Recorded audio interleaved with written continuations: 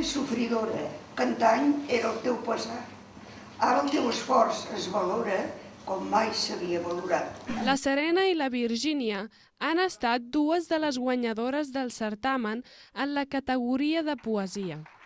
Més d'un centenar de persones s'han presentat al concurs. I aquell viatge fins les estrelles, asseguda al cim amb les mans ben obertes. I encara em mires amb dubtes i amb veus de cristall. A veure, jo amb aquest poema intentava fer una reafirmació com a dona. No volia fer un poema que fos trist ni un poema tràgic. Estic una mica cansada d'aquests temes i penso que ja era hora de donar una visió de la dona positiva. Ens hem de reafirmar com a dones, demostrar que dins de la societat juguem el mateix paper que els homes, i volia fer un poema sobretot esperançador i d'ànim cap a totes aquelles dones que en un moment donat de la seva vida han patit. He presentat una poesia que es diu Esperanza espera. A la poesia he reflexat una mica els sentiments de les dones quan es senten oprimides, quan no troben l'esperança i quan ho perden tot. I el vaig escriure després d'una xerrada a classe sobre la violència de gènere, que va sorgir el tema d'una companya que tenia problemes i vaig inspirar amb ella i vaig posar a escriure. He volgut expressar que les dones, amb lluita i amb voluntat, han pogut arribar a tenir l'igualtat amb l'home. Han pogut ser igual que ells, tenir els mateixos drets amb el treball i amb la política, que també s'hi han pogut posar, que abans hauria sigut impossible. Hi ha moments adversos que amb encert solventarà, donant suport i energia. Sí que es pot anar fent, es pot anar provant i anar arreglant, i de mica en mica crec que s'arribarà a igualar. Jo penso que l'escriptura, i tant l'escriptura com la música, són una arma per reivindicar coses que d'altres maneres poder és més difícil.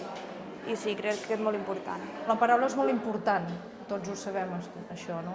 I la poesia és una eina que tenim a l'abast i que jo pensava que a través d'aquest poema podia aconseguir moltes coses, fer despertar mentalitats una mica tancades, i crec que sí, la poesia és una arma per despertar la societat. Soc dona i soc olivera ferma i valenta. Ni la tramuntana, ni el foc, ni tempestes m'ofeguen el somni ni em cremen el crit.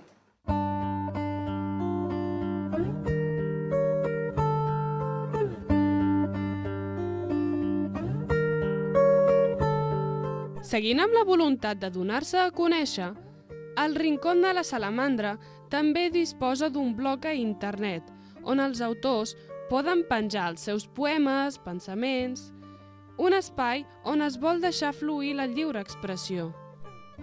El grupo La Salamandra, una de sus principales características es hacer una literatura profunda de denuncia.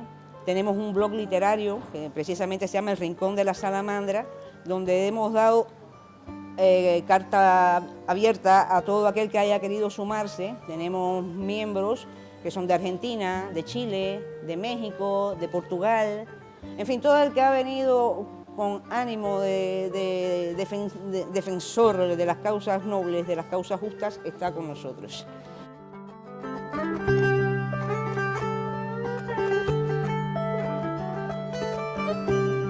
La intenció del Rincón és poder anar creixent. En un futur, el grup té la intenció de poder treure a la llum una antologia que reculli els poemes dels diferents autors. Físicamente tenemos sede en Manresa, es decir, que nuestra sede aquí tenga la misma repercusión que tenemos por internet. Nos gustaría, porque claro, si se hace bien en casa, se hace bien fuera, pero es triste que tú te expandas y dentro no logres sembrar esa semilla.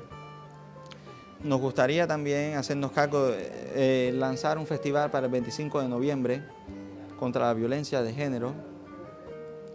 También, mira, muchas veces Marlene Ennis habla entre bromas de buscar la forma de establecer una editorial, una editora. Sería algo modesto y algo prácticamente futurista en estos momentos, pero sería un camino bastante acertado para establecernos llegar al sitio que nosotros queremos. Así seguir creciendo. De momento no hay muchos más planes.